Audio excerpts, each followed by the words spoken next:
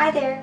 Today's video I've got 2 recipes for pickled beets and onions, and I am so excited to make this video because these recipes are so yummy, so delicious, and they make for a fantastic gift. They're really fast and easy to make, so even if it's Christmas Eve and you need a last-minute gift for the next day, you can make these pickled beets and onions the night before and they will be ready to go, yummy and delicious, ready to eat the following day. So the first recipe I have uses really classic and traditional spices such as allspice, cinnamon, and cloves. The second recipe that I have for you is made of more of a savory flavor of fresh thyme and fresh garlic. If you're not sure which one you want to make them both. They're easy enough to do. So without much further chit chat, let's get started. Each recipe makes 2 quart-sized jars. If you want to make 4 or 6 jars, just simply double or triple the recipe. And each recipe is also a refrigerator recipe, which means we won't be canning them today, but they will keep in your refrigerator for months to come. The first recipe I am calling the Holiday Spice Blend. Now of course these spices are good year-round, even at a summer picnic. But since I'm filming this video right before Christmas, it fits the season. Here's what you're going to need. Give or take 2 to 2.5 pounds of beets, 1 cup of sliced onion, 1.5 cups of vinegar, either white distilled or apple cider, 1/4 cup of sugar, white, organic, brown, your choice, 1/2 teaspoon of salt of your choice. I'll be using a white sea salt today, 1/2 cup of water, 1 tablespoon of whole allspice, 1/2 tablespoon of whole cloves, and a 4-inch cinnamon stick. So the question is, can you use pre-ground spices? Yes, you can, but just keep in mind that the flavor may turn out differently because the spices that you buy at the store are already quite old by the time they make it to the shelf, plus they've oxidized. This does change the flavor a bit. Also keep in mind that it will make your brine of your pickled beets and onions cloudy. And lastly, you'll need to adjust the quantities. A tablespoon of whole allspice is different than a tablespoon of ground allspice. That's going to be a very different power punch of flavors. So I'm going to have to leave it to you to adjust the flavors to what you think you're going to like. And if you do make it with pre-ground spices, leave me a comment below and let me know how it goes and maybe how much you used. It could be really helpful to someone else. Alright, so these are my beets, and I know they do not look like your beets or anything that you would get from the store, and that's because they're not from the store. Today is the middle of December, not too far out from Christmas, and I just harvested these beets from my garden. Yes, I store my beets in the ground all winter long, and if you're wondering how I do that and how I'm able to harvest beets all the way until the spring, you can check out this video right here where I tell you just how to do it. Works for carrots too. But back to our beets. So what I have here is I have some golden beets and I have some Chioggia beets. I don't have the classic red because actually I didn't grow classic red beets. This summer all I grew was gold and Chioggia. But you can use any colored beet that you want. The recipe will work for all and will be delicious for all. We need to cook our beets, and I'm going to cook mine in my Instapot. Now most likely the size of your beets are around this size here that you get from the grocery store. But if you don't have an Instapot, you can steam them on the stovetop. Depending on how tender you want the beet is going to determine how long you cook them. So if you want them really soft where a fork just glides right into it like butter, then you're going to steam them or put them in your pressure cooker on the latter end of the time window. But if you want your beets to have a little bit of a crisp to them, but you can still insert a fork, then steam your beets on the lower end of the timetable. Also, we're going to cook our beets in the skin. This makes them really easy to peel and de-skin once they're cooked. So I'm going to get these babies into the Instapot and I will see you in about 30 minutes. While the beets are cooking, let's get our onions ready and then we'll prepare the brine as well.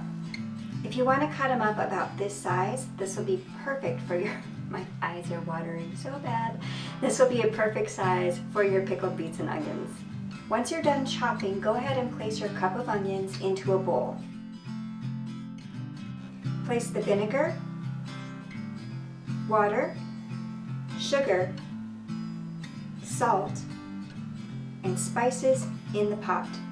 Break the cinnamon stick in 2 so that you'll have 1 stick for each jar. Turn the burner onto high and bring to a boil. As the water heats up, give it a stir to make sure that the sugar dissolves completely. Once boiling, turn down the heat, put a lid on, and let it simmer for 3 to 5 minutes. This gives the spices a head start with infusing their flavors into the brine. After the simmer time, go ahead and just turn off the burner, strain out the spices, and save them for later. As we return to prepping our beets and our onions, you can let the brine set and cool with the lid off. The beets are done, so let's put them immediately in cold water. This will stop the cooking and also make the skins really easy to slip off. Slice up the beets, and you can really just choose what kind of size you want. You don't want them too thin, but you can make big chunks, smaller chunks. It's really up to you.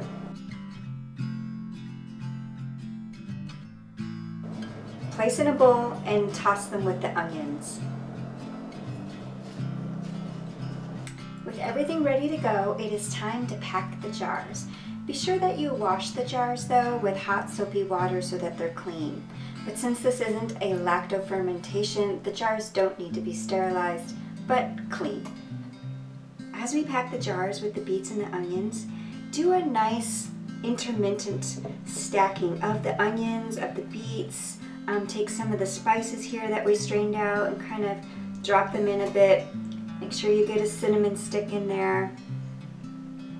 You want to pack the beets in tight so that they don't just float up to the top, but you don't want to pack them in so tight that you're crushing them. So it's kind of this nice balance that you're looking for of pack tight but not crushing.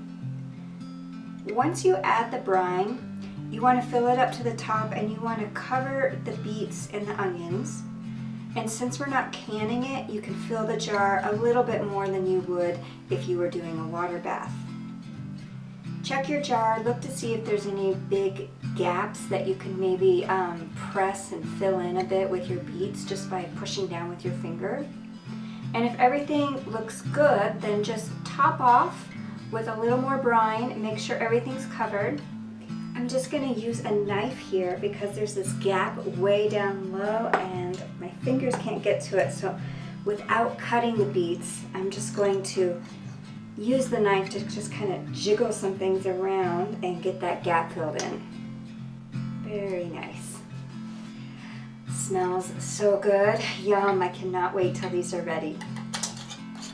You'll just put the lid on here and wait until tomorrow because they'll be even better, and as time goes by, those spices are just going to infuse into the beets, the onions, and it's just going to be mwah, so good.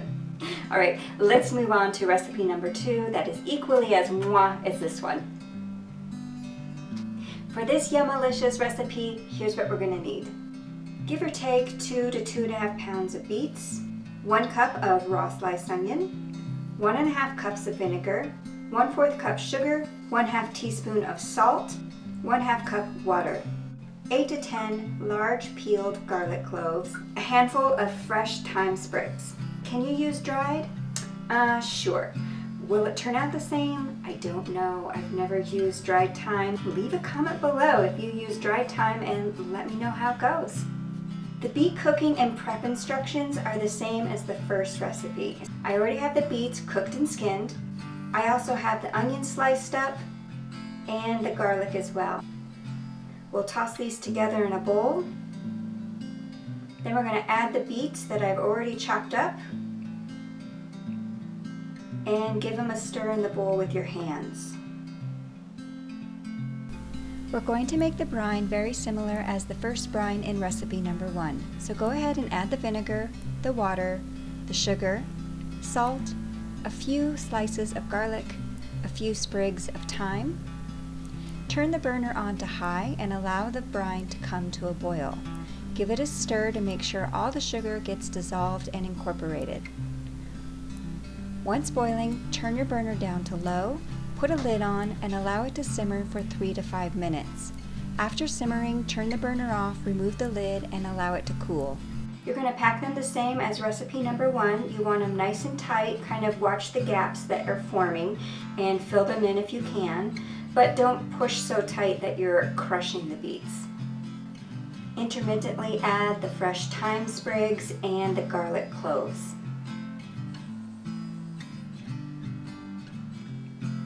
Now pour the brine over everything, but just a little FYI, go ahead and strain out the cooked thyme sprigs. We're not going to use those. And if you want to add the cooked garlic, that's totally fine. It's up to you. Fill the jar, put the lid on, and let them marinate overnight for better flavor tomorrow, but they can dive in right now if you want to. Look at these. Aren't they so pretty? They're gorgeous. I love gorgeous food, and these are gorgeous. So which one is your favorite? I have to say that maybe I'm a little more partial to the holiday spice blend, but the garlic and the thyme is so good too. It's really hard to choose. So I'd love to hear from you if you made these. Leave me a comment below. Check out my other videos here. Hit that subscribe button to be a part of my channel, Clean Food Living, and I'll see you in my next video. Bye!